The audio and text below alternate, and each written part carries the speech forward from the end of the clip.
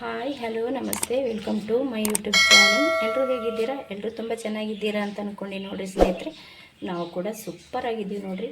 ನಾನಂತೂ ಇವತ್ತು ಸಖತ್ತಾಗಿರೋಂಥ ಒಂದು ರೆಸಿಪಿನ ತೊಗೊಂಡು ಬಂದೀನಿ. ಅದು ಯಾವ ರೆಸಿಪಿಯಪ್ಪ ಅಂತಂದ್ರೆ, ನಾವು ಯಾವ ರೀತಿ ಮಾಡ್ತೀವಿ ಕಾಯಿ ಒಬ್ಬಟ್ಟು ಅಂತ ನಿಮ್ಮ ಕೂಡ ಶೇರ್ ಮಾಡ್ಕೋತೀನಿ ರೀ ಸ್ನೇಹಿತರೆ. ಕೊನೆ ತನಕ ವೀಡಿಯೋನ ನೋಡಿರಿ, ಎಲ್ಲಿ ಮಿಸ್ ಮಾಡ್ಕೋಬೇಡ್ರಿ, ತುಂಬ ಚೆನ್ನಾಗಿರುತ್ತೆ. ಈ ಕಾಯಿ ಒಬ್ಬಟ್ಟು ಮಾಡ್ಕೊಳಕ್ಕೆ ನಮಗಂತೂ ಫಸ್ಟಿಗೆ ನಾವು ಕಾಯಿ ಹೂರಣನ ರೆಡಿ ಮಾಡ್ಕೋಬೇಕಲ್ರಿ ಸ್ನೇಹಿತರೆ.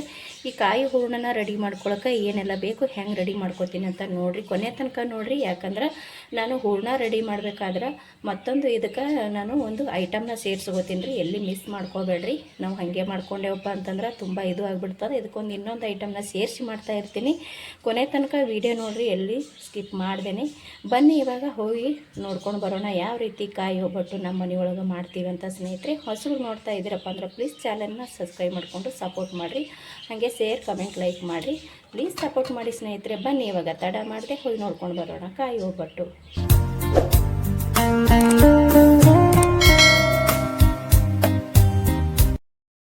ನೋಡಿರಿ ಸ್ನೇಹಿತರೆ, ಕಾಯಿ ಹೋಳಿಗೆ ಮಾಡೋದಕ್ಕೆ ನಾನಿಲ್ಲಿ ಒಂದು ಚಿಕ್ಕ ಸೈಜಿನಂಥ ಕಾಯಿನ ಒಡೆದ್ಬಿಟ್ಟು ಈ ರೀತಿ ತುರ್ದು ತೊಗೊಂಡು ನೋಡಿರಿ. ಹಸಿ ತೆಂಗಿನಕಾಯಿ ಐತ್ರಿ, ತುಂಬ ಅಂದರೆ ತುಂಬ ಟೇಸ್ಟಿಯಾಗಿರುತ್ತೆ ಹಸಿ ತೆಂಗಿನಕಾಯಿ ಒಬ್ಬಟ್ಟು. ಇಲ್ಲಿ ನೋಡಿರಿ, ಒಂದು ಬಟ್ಲದಷ್ಟು ಬೆಲ್ಲನೂ ಕೂಡ ತೊಗೊಂಡಿದ್ದೀನಿ ನಾನು. ಬೆಲ್ಲ ನಿಮ್ಮ ಅನುಗುಣ ತಕ್ಕಂಗ್ರಿ, ಜಾಸ್ತಿ ಬೇಕಂದ್ರೆ ಜಾಸ್ತಿನೂ ತೊಗೋಬೋದು, ಕಡಿಮೆ ಬೇಕಂದ್ರೆ ಕಡಿಮೆ ತೊಗೋಬೋದು ರೀ. ಸ್ವಲ್ಪ ಇದಕ್ಕೆ ನಾನು ಏಲಕ್ಕಾಯಿ ಮತ್ತು ಸೋಪನ್ನ ಜಜ್ಜಿಟ್ಕೊಂಡು ನೋಡಿರಿ. ಏಲಕ್ಕಾಯಿ ಸೋಪು ಎರಡು ಒಟ್ಟಿಗೆ ನಾನು ಒಂದು ಸ್ವಲ್ಪ ಜಜ್ಜಿಟ್ಕೊಂಡಿನಿ, ಒಂದು ಜರ ಹಾಕ್ಕೊಂಡಿನ ಟೇಸ್ಟು ಮತ್ತು ಘಮ ಚೆನ್ನಾಗಿರುತ್ತೆ ಕಾಯಿ ಒಬ್ಬಟ್ಟದು. ಹಾಗಾಗಿ ಇಲ್ಲಿ ಜಜ್ಜಿಟ್ಕೊಂಡೀನಿ ರೀ. ಇಲ್ಲಿ ಫಸ್ಟಿಗೆ ನಾನು ಬೆಲ್ಲ ತೊಗೊಂಡಿನಲ್ರಿ, ಈ ಬೆಲ್ಲನ ಮೊದಲು ಕರಗಿಸ್ಕೊಳಂಬರಿ ಸ್ನೇಹಿತರೆ. ನೋಡಿರಿ, ಗ್ಯಾಸ್ ಹಚ್ಕೊಂಡು ಒಂದು ಪಾತ್ರೆ ತೊಗೊಂಡಿನಿ ರೀ. ಅದರೊಳಗೆ ನಾನು ತೊಗೊಂಡಿರುವಂಥ ಈ ಬೆಲ್ಲನ ಅಷ್ಟು ಹಾಕೋತೀನಿ ನೋಡಿರಿ. ಇವಾಗ ಬೆಲ್ಲ ಹಾಕ್ಕೊಂಡು ಸ್ನೇಹಿತರೆ ಸ್ವಲ್ಪ ನೀರು ಹಾಕೋಬೇಕ್ರಿ, ಜಾಸ್ತಿ ನೀರು ಹಾಕೋಕೆ ಹೋಗ್ಬಾರ್ದು. ನಾನು ಇಲ್ಲಿ ಅದೇ ಬಟ್ಲದಾಗ ನೀರು ತೊಗೊಂಡಿನಿ ನೋಡಿರಿ, ಒಂದು ಅರ್ಧದಷ್ಟೇ ನೀರು ತೊಗೊಂಡಿನಿ. ಅರ್ಧದಕ್ಕಿಂತ ಸ್ವಲ್ಪ ಕಡಿಮೆನೇ ಐತಿ, ಸ್ವಲ್ಪ ನೀರು ಸಾಕ್ರಿ. ಇದನ್ನು ಬೆಲ್ಲನ ಚೆನ್ನಾಗಿ ಕರಗಿಸ್ಕೋಬೇಕ್ರಿ. ನಾವೇನು ಇದನ್ನು ಆಣ ಮಾಡ್ಕೋಬೇಕತ್ತೇನಿಲ್ರಿ, ಕರಗಿಸ್ಕೊಂಡ್ರೆ ಸಾಕ್ರಿ. ಚೆನ್ನಾಗಿ ಇದನ್ನು ಬೆಲ್ಲ ಕರಗಿಸಿ ಒಂದು ಸ್ವಲ್ಪ ಇದನ್ನು ಸೋಸ್ಕೋಬೇಕ್ರಿ. ಯಾಕಂದ್ರೆ ಕೆಲವೊಂದು ಬೆಲ್ಲದಾಗ ತುಂಬ ಧೂಳು ಇರ್ತದೆ, ಕೆಲವೊಂದು ಬೆಲ್ಲ ಚೆನ್ನಾಗಿರ್ತದೆ ರೀ. ಇದನ್ನು ನಾನು ಚೆನ್ನಾಗಿ ಕರಗಿಸ್ಕೋತೀನಿ ರೀ. ಕರಗಿಸ್ಕೊಂಡ ನಂತರ ಇದನ್ನು ಸೋಸ್ಕೋತೀನಿ ರೀ, ಯಾಕಂದ್ರೆ ತುಂಬ ಧೂಳು ಇರುತ್ತೆ ಅದಕ್ಕೆ ರೀ. ನೋಡಿರಿ, ಇದು ಇವಾಗ ಚೆನ್ನಾಗಿ ಕುದ್ದೈತ್ರಿ, ಅಂದರೆ ಜಾಸ್ತಿ ಕುದಿಸ್ಕೋಬಾರ್ದು ರೀ, ಬೆಲ್ಲ ಕರಗೋ ತನಕ. ಇಲ್ಲಿ ನೋಡ್ತಾ ಇರ್ಬೋದು ಬೆಲ್ಲ ಕರಗೈತ್ರಿ. ಇದು ನಾನು ಇವಾಗ ಸೋಸಿ ತೊಗೋತೀನಿ ನೋಡಿರಿ. ನೋಡಿರಿ, ನಾನು ಸೋಸಿ ತೊಗೊಂಡಿದ್ದೆ ಒಂದು ಪಾತ್ರೆಗೆ, ಮತ್ತೆ ತಿರ್ಗಾ ಸೋಸಿಟ್ಟಿರುವಂಥ ಬೆಲ್ಲನ ಇಲ್ಲಿ ಹಾಕೋತೀನಿ ನೋಡಿರಿ. ಇವಾಗ ಇಲ್ಲಿ ಇಷ್ಟು ನಾನು ಬೆಲ್ಲನ ಹಾಕ್ಕೊಂಡಿದ್ದೀನಿ ರೀ. ಇವಾಗ ಕೊಬ್ಬರಿ ಹಾಕ್ಕೊಳ್ಳೋದ್ರಿ. ಇದನ್ನು ಜಾಸ್ತಿ ಕುದಿಸ್ಕೋಬೇಕಂತೇನಿಲ್ಲ ರೀ. ಮತ್ತು ನಾವು ಜಾಸ್ತಿ ಕುದಿಸ್ಕೊಂಡೇವಪ್ಪ ಅಂದ್ರೆ ಆಣ ಆಗಿಬಿಡ್ತೈತಿ. ಆಣ ಮಾಡೋಕೆ ನಾವು ಇಲ್ಲಿ ಬಿಡಬಾರ್ದು ರೀ. ಹಾಗಾಗಿ ಕೊಬ್ಬರಿನ ಇವಾಗ ಹಾಕೋತೀನಿ ರೀ. ತೊಗೊಂಡಿರುವಂಥ ಈ ಕೊಬ್ಬರಿನ ಹಾಕ್ಕೊಂಡು ಮಿಕ್ಸ್ ಮಾಡ್ಕೊಂಡು ಚೆನ್ನಾಗಿ.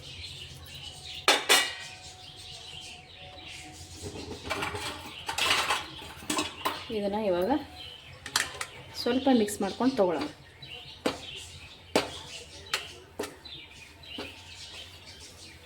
ಒಂದು ಸ್ವಲ್ಪ ಇದನ್ನು ಮಿಕ್ಸ್ ಮಾಡ್ಕೊಂಡ್ರೆ ಸಾಕ್ರಿ, ಚೆನ್ನಾಗಿ ಇದನ್ನು ನಮ್ಗೆ ಹೂರಣ ರೆಡಿ ಆಗಿಬಿಡ್ತದೆ. ಚೂರು ಇದೇ ರೀತಿ ನಾನು ರೆಡಿ ಮಾಡ್ಕೊತೀನಿ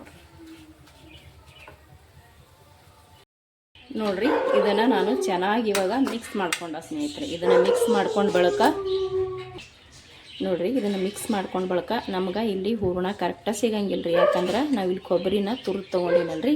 ಹಾಗಾಗಿ ನಾವು ಇದಕ್ಕೆ ಏನು ಮಾಡಬೇಕಪ್ಪ ಅಂತಂದ್ರೆ, ಇಲ್ಲಿ ನೋಡ್ತಾ ಇರ್ಬೋದು ಒಂದು ಅರ್ಧ ಬಟ್ಲಾದಷ್ಟು ಅವಲಕ್ಕಿ ಪೌಡ್ರ್ ತೊಗೊಂಡೀನಿ ರೀ ನಾನು. ಇದು ಅವಲಕ್ಕಿ ಪೌಡರ್ ಐತಿ.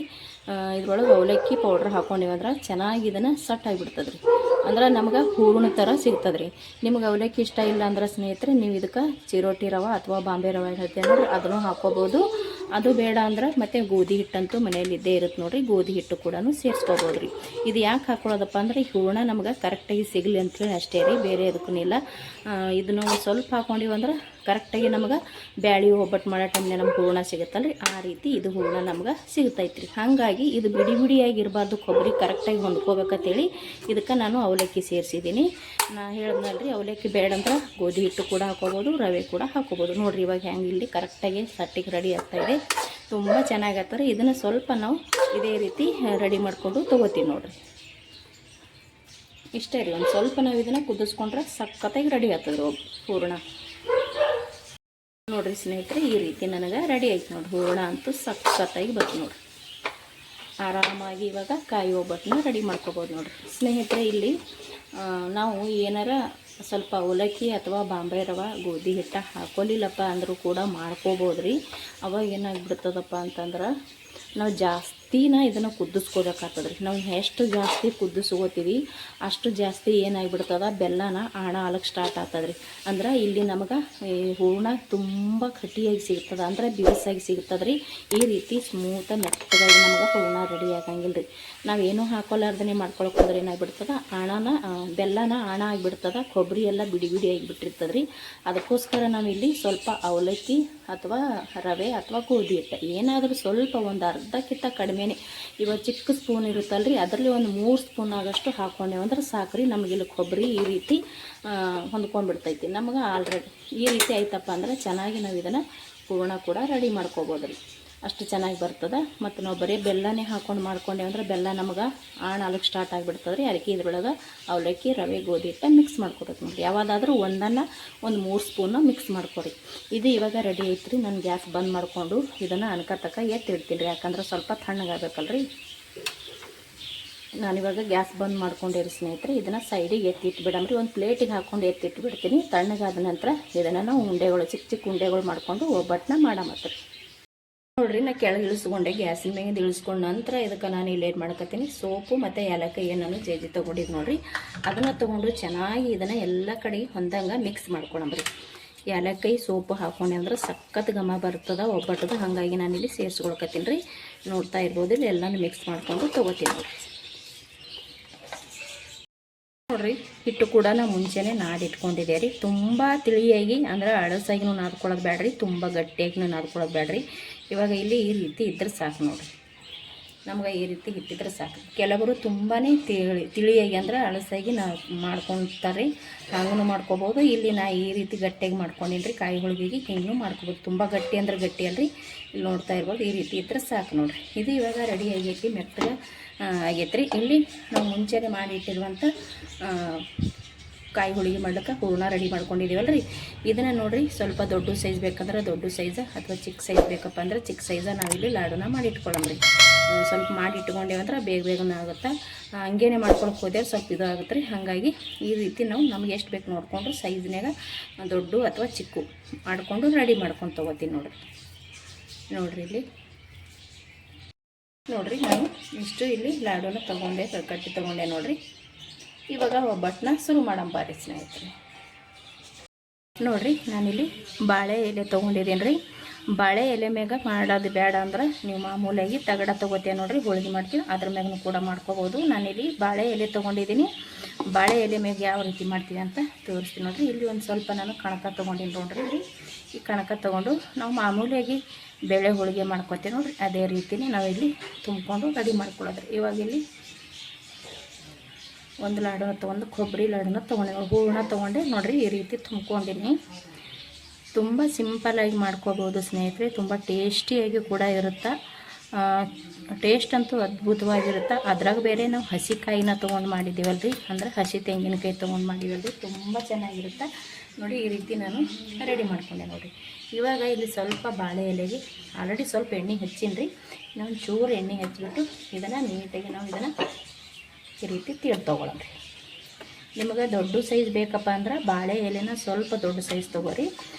ಮತ್ತು ಚಿಕ್ಕ ಸೈಜ್ ಬೇಕಂದ್ರೆ ಇಷ್ಟಾದರೂ ನಡೀತೈತ್ರಿ.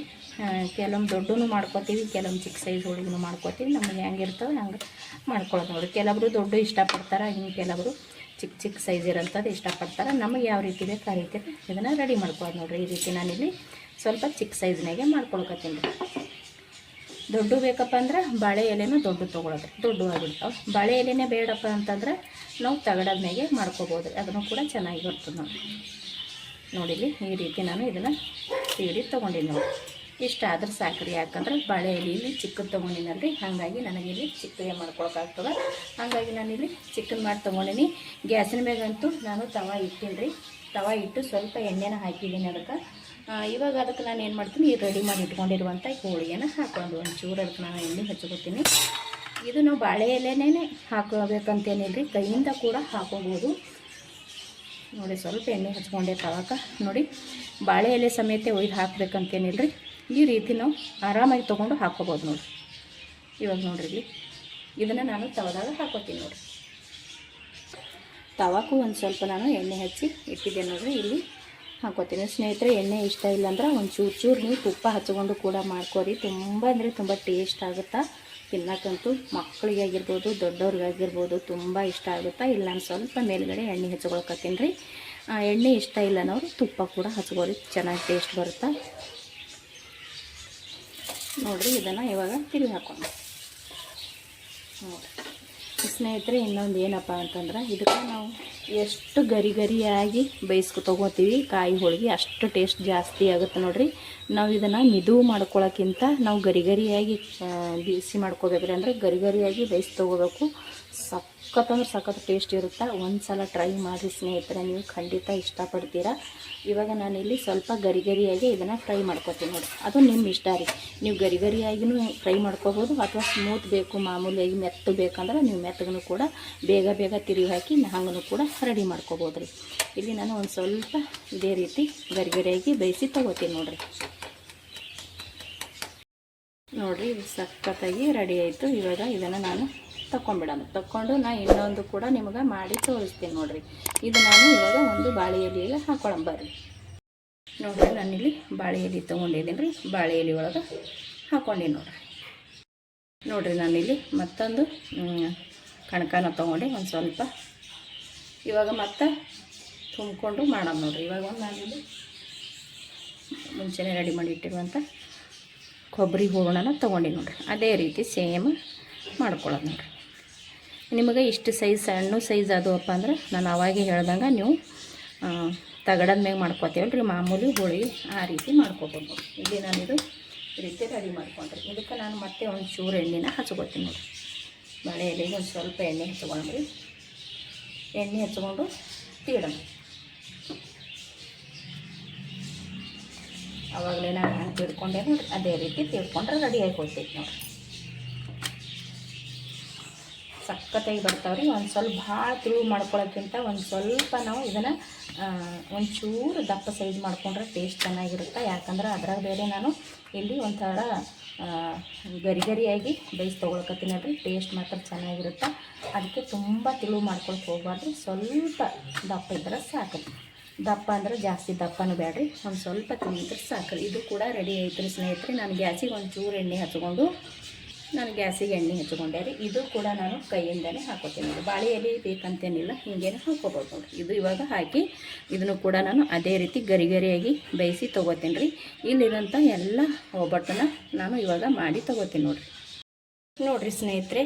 ಕಾಯಿ ಒಬ್ಬಟ್ಟನ್ನ ಎಲ್ಲನೂ ರೆಡಿ ಮಾಡ್ಕೊಂಡು ತೊಗೊಂಡೆ ನೋಡಿರಿ. ತುಂಬ ಅಂದರೆ ತುಂಬ ಟೇಸ್ಟಿಯಾಗಿರುತ್ತೆ, ಸಖತ್ತಾಗಿರುತ್ತೆ ಸ್ನೇಹಿತರೆ. ನಿಮಗೆ ತುಂಬ ಸ್ಮೂತ್ ಬೇಕಂದ್ರೆ ನಾನು ಅವಾಗೆ ಹೇಳಿದೆ, ನೀವು ಬೇಗ ಬೇಯಿಸ್ಕೊಂಡು ತೊಗೋರಿ. ಮತ್ತು ಹಿಟ್ಟು ಕಣಕ ಇರುತ್ತಲ್ಲ ರೀ, ಕಣಕ ಸ್ವಲ್ಪ ನೀವು ತಿಳಿಯಾಗಿ ನಾದ್ಕೋರಿ, ಅಂದರೆ ಅಳಸಾಗಿ ನಾದ್ಕೋರಿ. ನಿಮಗೆ ಅಲ್ಲಿ ಮೆತ್ತಗೂ ಸಿಗ್ತಾವೆ. ನಮಗಂತೂ ಈ ರೀತಿನೇ ಇಷ್ಟ ರೀ, ಯಾಕಂದ್ರೆ ಒಂಥರ ಕ್ರಿಸ್ಪಿಯಾಗಿ ತಿಂದ್ರೆ ಚೆನ್ನಾಗಿರುತ್ತೆ. ಹಾಗಾಗಿ ನಾನು ಈ ರೀತಿನೇ ಇಲ್ಲಿ ಮಾಡ್ಕೊಳ್ತಾ ಇದ್ದೀನಿ. ಒಂದು ಸಲ ನೀವು ಕೂಡ ಖಂಡಿತ ಟ್ರೈ ಮಾಡಿರಿ. ಟ್ರೈ ಮಾಡಿರಿ ಸ್ನೇಹಿತರೆ. ನಿಮಗೂ ಕೂಡ ತುಂಬ ಅಂದರೆ ತುಂಬ ಇಷ್ಟ ಆಗುತ್ತಾ. ಈ ಹಸಿ ತೆಂಗಿನಕಾಯಿ ಒಬ್ಬಟ್ಟು ಅಂದರೆ ಯಾರಿಗೆ ಇಷ್ಟ ಇಲ್ಲ ಹೇಳ್ರಿ, ಎಲ್ಲರಿಗೂ ಕೂಡ ಇಷ್ಟ ಆಗುತ್ತಾ. ನೀವು ಕೂಡ ಒಂದು ಸಲ ಟ್ರೈ ಮಾಡಿರಿ. ಹೆಂಗೆ ಬಂತಂತ ಖಂಡಿತ ಕಮೆಂಟ್ ಮಾಡಿರಿ. ಇಷ್ಟೊತ್ತನ ವೀಡಿಯೋ ನೋಡಿದವ್ರಿಗೆ ಎಲ್ಲರಿಗೂ ಕೂಡ ಥ್ಯಾಂಕ್ ಯು. ಹೊಸಬ್ರು ನೋಡ್ತಾ ಇದ್ದೀರಪ್ಪ ಅಂದ್ರೆ ಪ್ಲೀಸ್ ಚಾನಲ್ನ ಸಬ್ಸ್ಕ್ರೈಬ್ ಮಾಡಿಕೊಂಡು ಸಪೋರ್ಟ್ ಮಾಡಿರಿ ಸ್ನೇಹಿತರೆ. ಮತ್ತೆ ಒಂದು ಹೊಸ ರೆಸಿಪಿ ಒಂದಿಗೆ ಸಿಗ್ತೀನಿ. ಅಲ್ಲಿ ತನಕ ಮತ್ತೊಮ್ಮೆ ಎಲ್ಲರಿಗೂ ನಮಸ್ಕಾರ ಆ್ಯಂಡ್ ಥ್ಯಾಂಕ್ ಯು.